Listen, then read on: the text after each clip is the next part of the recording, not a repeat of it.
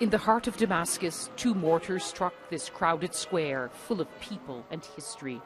Hijaz railway station was quickly cleared of debris, but the damage cuts deeper. Violence is now reaching the center of the capital. This man helped carry the bodies away.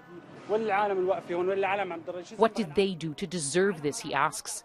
Enough blood, enough killing. Nearly 3 years into this war, there's not a part of Syria that isn't affected by the violence. And the longer the war goes on, the worse it becomes. And that's the greatest fear of Syrians. If this stalemate continues on the political track, what will the future hold? The ancient citadel of Damascus has survived invasions, earthquakes and fires.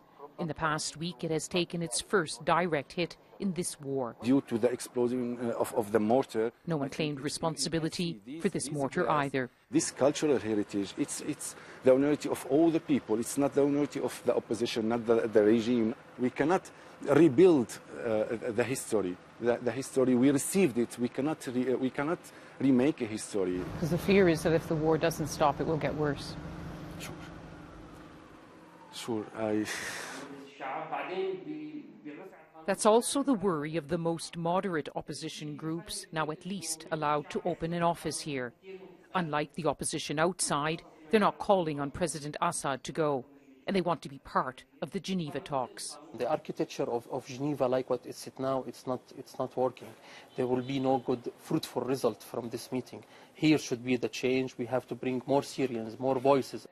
In a rare interview, the president's senior advisor told me the government is ready for talks, but without preconditions.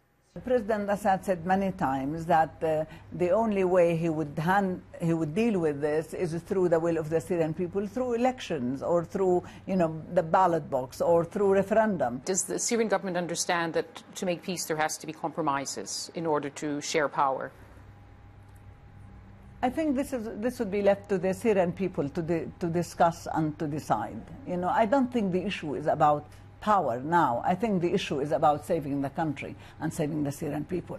That's the utmost priority. Power comes next. These days, Damascus residents want to get home before dark. No matter what side they're on politically, most people just want this war to end.